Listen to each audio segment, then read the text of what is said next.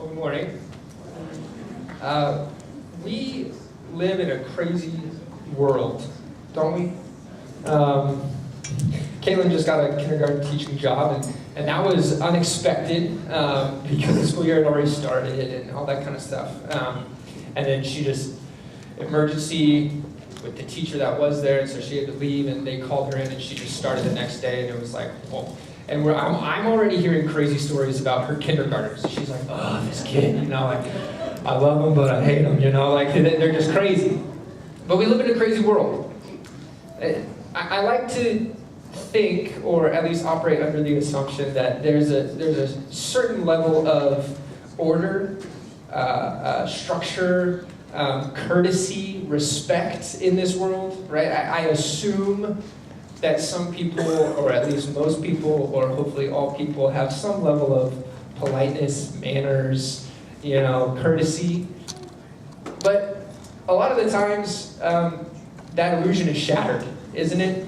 I'm surprised by the lack of order or structure. I'm surprised at finding, instead of order and structure, chaos and maybe a little violence and anger and selfishness, right? I was in the laundromat one time and doing laundry. I love doing laundry in the laundromat because I can wash everything I own at once, right? So I don't have to wait and do loads. I just wash everything at once. Before I was married, I wouldn't even bother sorting. I would just throw them all in, right? Now she makes me sort them, so it takes a little longer. But I was in the laundromat. I was waiting for my last load of laundry to come out of the dryer, and it had like 2 minutes left. And so I was just sitting there looking at my phone, waiting. And there were two other guys in there with me, and they were both older, kind of in their 60s, and one guy was an employee of the laundromat. He was going around emptying quarters out of the machines. And this other guy was taking his clothes out of the washing machine. And as he was taking his clothes out of his washing machine, they were talking to each other, and they're using each other's names. So I was like, okay, they know each other. And I'm not really paying attention, but this guy's taking his clothes out, and somehow some bleach had gotten on one of his shirts. And so it had bleach spots on it, so it was ruined. And so he starts getting a little angry and talking to the employee. He's like, look at this! My clothes got ruined again! Are you going to pay for this? And the employee's just like laughing. He's like, no, I'm not going to pay for that. Are you kidding me? That's not my fault. And he's getting angry about his shirt being ruined. And apparently it had happened before. And so he's like, oh, I can't believe this. Somebody's messing with my clothes, And I'm not really paying attention, but all of a sudden he turns around and looks at me. And he says, did you mess up my clothes?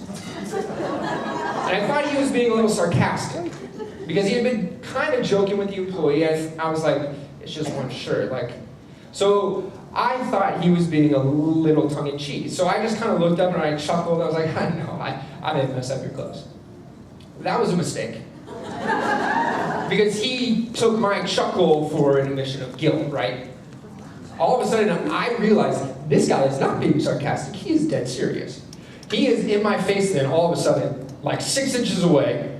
And I'm like, what? And he's like, you did it, didn't you? You messed up my clothes. And he's about to pummel me, right? And I'm like, what? How did we get here, right? I'm just sitting there waiting for my clothes to get out of the dryer. And all of a sudden, this 6-year-old man is ready to throw down in the laundromat. And so I'm like, okay, here we go. So I look at him in the most serious voice I can muster up, and I say, sir, I don't have bleach. I don't use bleach. I don't know how your clothes got that way, but I didn't do it. And then I'm ready to, shield my head and, get out of there. And he believes me, luckily, and he turns around in a huff. He's like, oh, somebody's been messing with my clothes. And I'm like, what's going on? So I just grab my clothes and just leave, right? We live in a crazy world. I mean, I don't think I have to be on guard at the laundromat. I don't expect to get attacked at waiting for my clothes to get out of the dryer. Right? I assume there's some level of order, structure to this world, some courtesy, but there isn't. Right? I get reminded of that. That moment, I was like, holy cow, I need to bring a weapon to do laundry next time in case somebody wants to take me out.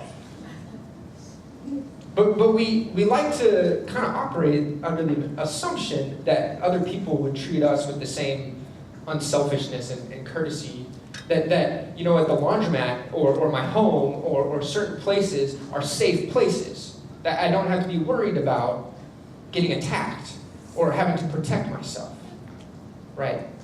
I was watching a documentary about the Vietnam War.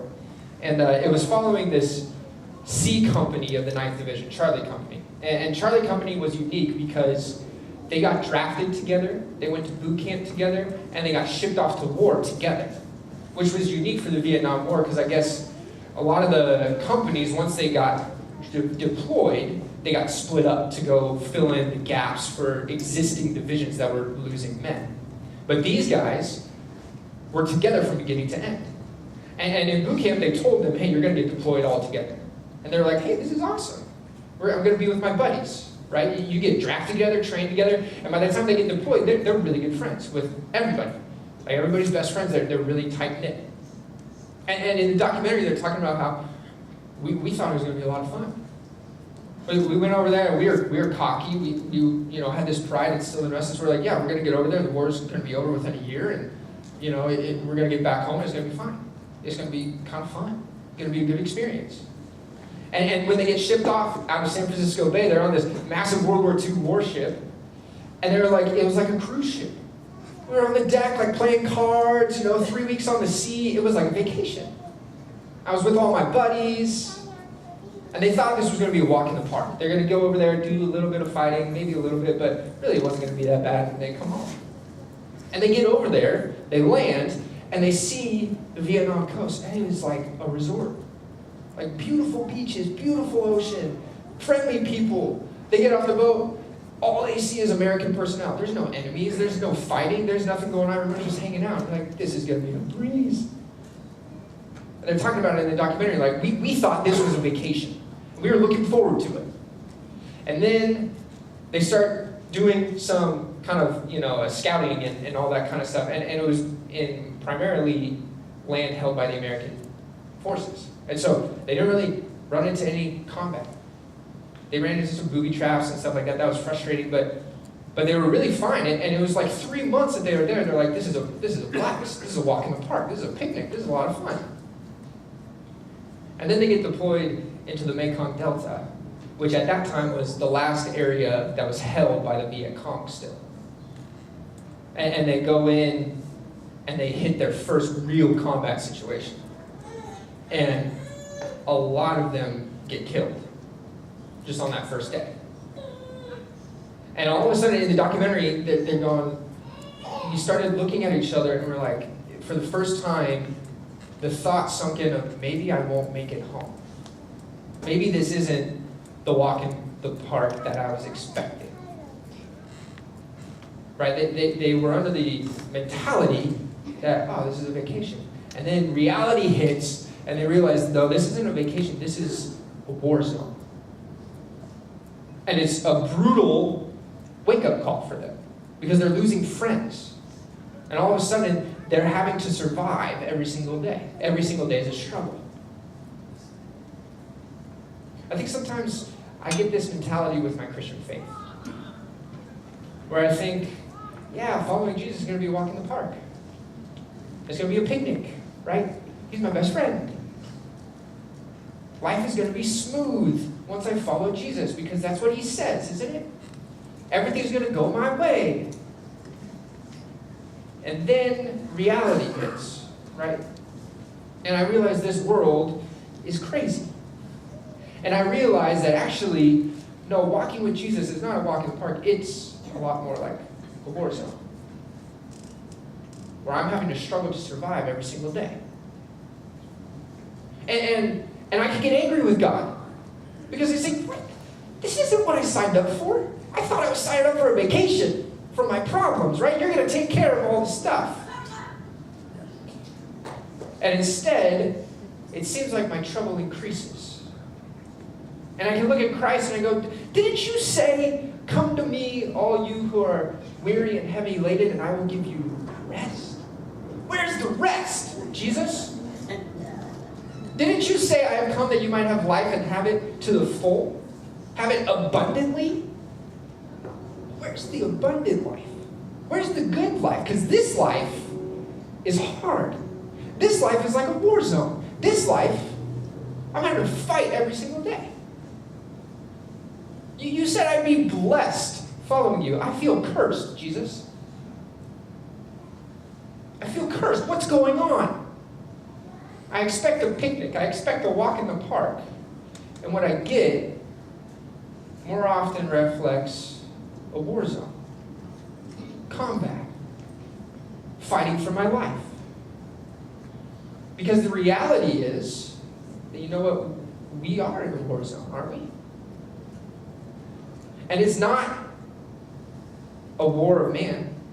It's not a world war even. It is a cosmic war, right? With players who are far beyond my capability. And guess what? I'm smack dab in the middle of it. And I'm sitting here expecting a vacation, a picnic, when God's going, wake up. This is not a picnic. I'm going to be in Revelation chapter 12. Because we're going to talk about this cosmic war that's been going on. Revelation chapter 12. I'm hesitant to ever touch Revelation because I really don't know what's going on in Revelation. So let me say that right off the bat. Revelation 12 talks about a woman and a dragon and this conflict between the two of them. I don't really know who the woman represents. It's something about God, but I don't really know. So you can figure that out or enlighten me after the service. But we're going to talk about this cosmic battle that has been going on. Revelation chapter 12, I'm going to start in verse 7. Then war broke out in heaven. Talk about an oxymoron. War broke out in heaven.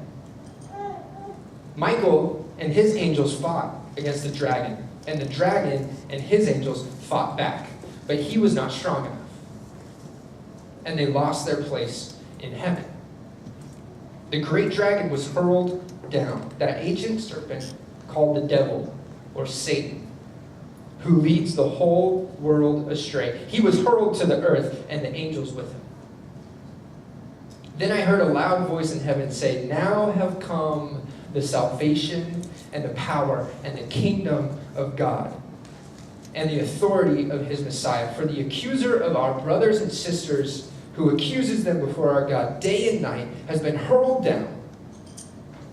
They triumphed over him by the blood of the Lamb and by the word of their testimony. They did not love their lives so much as to shrink back from death. Therefore rejoice, you heavens, and you who dwell in them. But woe to the earth and the sea, because the devil has gone down to you. He is filled with fury, because he knows his time is short." Verse 17. Then the dragon was enraged at the woman, and went off to wage war against the rest of her offspring, those who keep God's commands and hold fast their testimony about Jesus. Did you catch that? We have targets on our back. We are now the number one target in this cosmic war that has been going on since before the creation of time.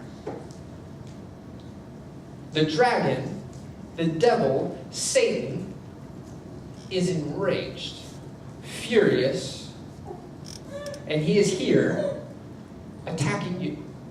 Why? Because you are a child of God. Did you catch it? Revelation 12 says, "Rejoice, you heavens, and those who live in them." But sorry, woe to you for people who are living on the earth, because Satan's with you now. The battle's been won. The war's been won. It's over. His time is short, right? And yet, he's still here. And he is furious because he lost. He knows his time is short. He can't touch God anymore. He's already lost. And so in his anger, in his fury, he looks at you. And he says, at least I can pick you off. I can take as many of you with me as I can. We're in a war zone, and guess what? We're the number one targets. I'm the one he wants most. Because he knows that if he gets me, he hurts God a little bit. Because I'm his child. And that's the only way he can touch God now. He's not up in heaven anymore. He can't fight against God anymore. So the only way he can stick it to God a little bit longer is by getting you and me to walk away. He wants to devour you and me. That's what Scripture says, right? He walks around like a lion looking for people to devour. He wants to swallow my soul just because it will break God's heart. This is not a picnic. This is not a walk in the park. This is not a vacation.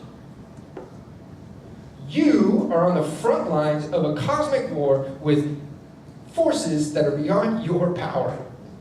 He is so much smarter than me, more powerful than me, and he's been fighting this war since before time was created. And he wants to devour me. How do we fight that? How do I protect myself against that? I can't.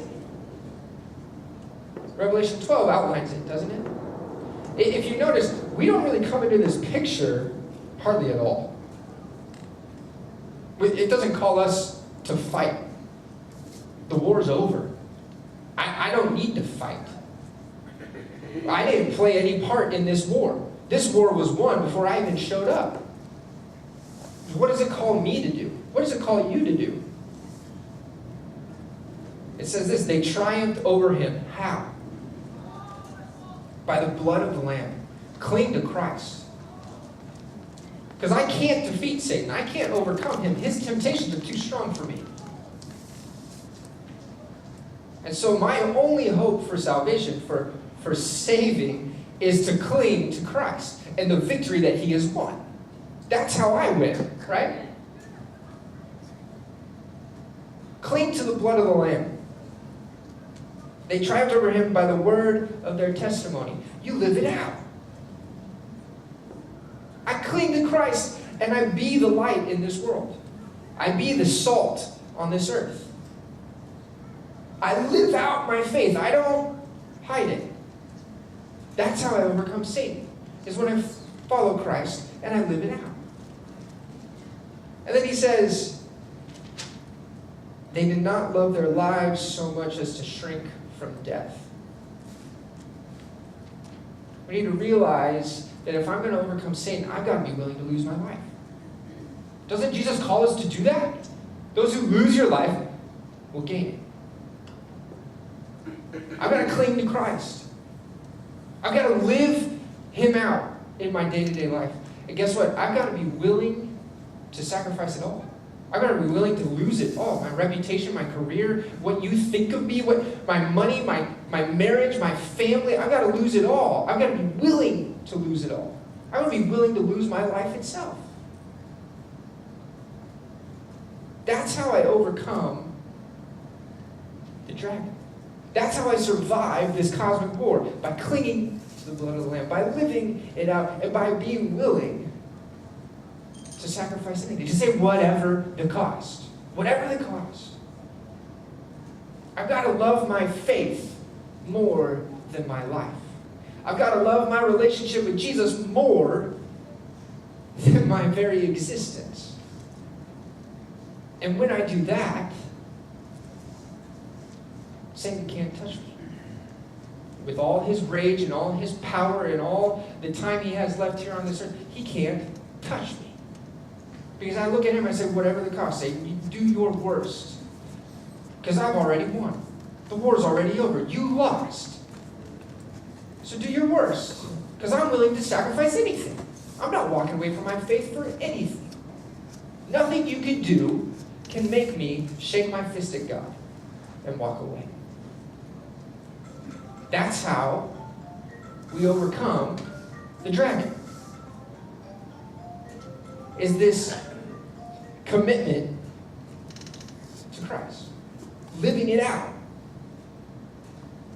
And loving that more than life itself. Right? And it goes on in chapter 13. And again, it talks to us. Chapter 13 kind of goes into what the devil is doing here. And it's some crazy stuff, and I'm not going to get into it because I'll misrepresent it. And, yeah. But he talks to us in chapter 13, verse 10. It says, this calls for patient endurance and faithfulness on the part of God's people. It doesn't call for fighting. It doesn't call for being a hero. It calls for patient endurance and faithfulness. To realize that, look, I am not on a picnic. But the war has been won. And guess what? I'm on the winning side. I don't have to fight anymore. What I do have to do is cling to Christ. Because Satan is trying to swallow me. He's trying to eat me. Just so that he can stick it to God one more time. It's the only way he can break God's heart now. Is by getting you to me. By getting to you and me. At the end of World War II,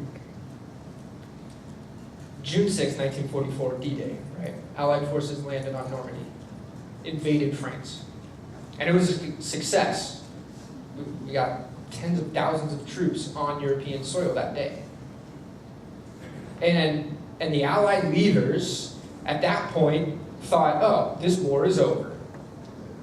Because we have British, American, and Canadian forces pushing up through France, Italy, and Belgium.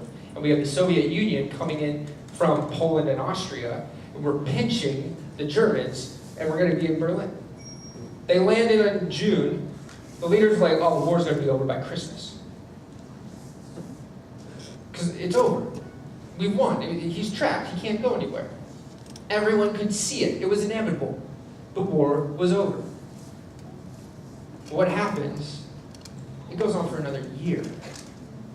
And it was actually, that last year was some of the most brutal killing in that last year.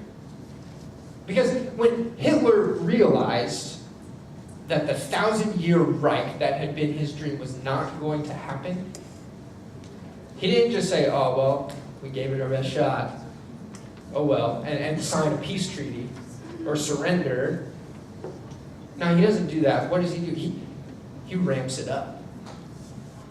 Right? He throws everything at it that he can. They even started training German men, women, and children who couldn't be fighting. They would give them guns and say, anytime you see an American or British soldier, just shoot them. Walking through towns. It was guerrilla warfare. Hitler was all in. He gave everybody he could a gun. And as American and British forces and Soviet forces come pushing through, they start liberating concentration camps. And they start realizing what Hitler had been doing. My grandfather fought in World War II, and he was part of the soldiers that liberated Dachau. And I've had the opportunity to go to Dachau. And when they got there are pictures of soldiers opening up train wagons. They're just filled with bodies. And bodies are stacked against buildings. They were killing at such a fast rate they couldn't even keep up with the crematoriums. They couldn't burn them fast. They were killing them so fast. Millions. And it was at every concentration camp we started realizing, oh my goodness, what has Hitler been doing? And in that last year, they just started killing them as fast as they could. They couldn't get rid of the bodies fast enough. They would dig massive holes and just light them on fire. They'd stack them up in trains or against buildings.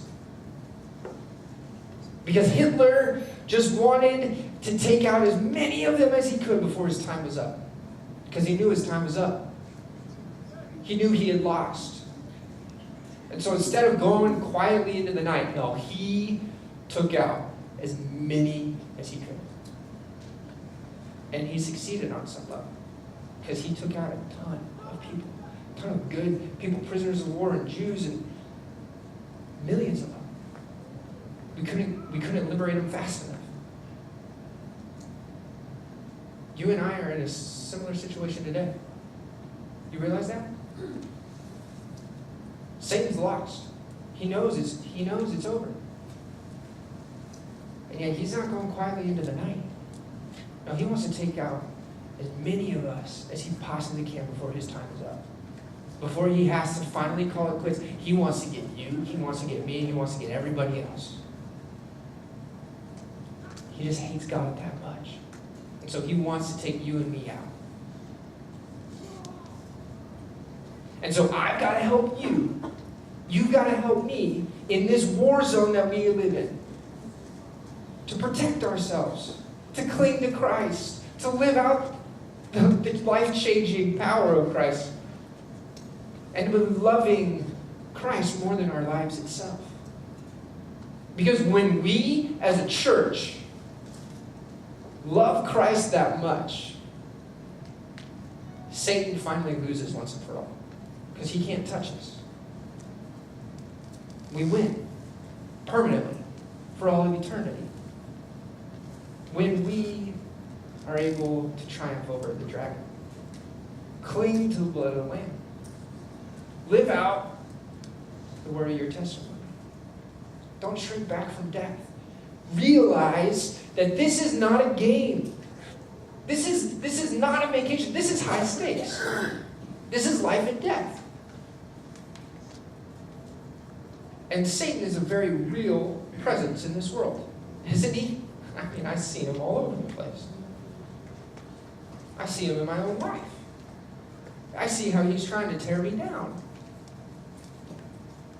And it's terrifying, if I'm honest. Because I realize that I don't stand a chance. But when I cling to Christ, when I live out his life-changing power in my life, when I love him more than my life itself, the devil can't touch me. And you and I can't be torn apart. And finally, Satan is defeated for once and for all. Finally, he's done. He can't touch him. He can't touch God anymore.